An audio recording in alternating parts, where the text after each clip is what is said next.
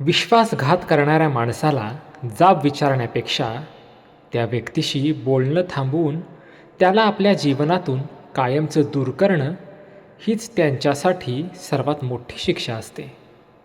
कारण तुम्ही जाब विचाराल तर अशी व्यक्ती शब्दांच्या जाळ्यात गुंतवून स्वतःला निर्दोष दाखवेल आणि पुन्हा पुन्हा संधी मिळाली की विश्वासघातच करेल. म्हणून अशा लोकांच्या संपर्कात कधीच राहू नये. जर ती व्यक्ती नात्यातील असेल तर तिला आपल्या सानिध्यातून दूर ठेवून महत्त्व न देणं हेच सर्वात योग्य ठरतं. कारण ज्यांना विश्वासघात करण्याची सवय लागलेली असते अशी माणसं त्यांच्या आयुष्यात कधीच सुधारत नाहीत.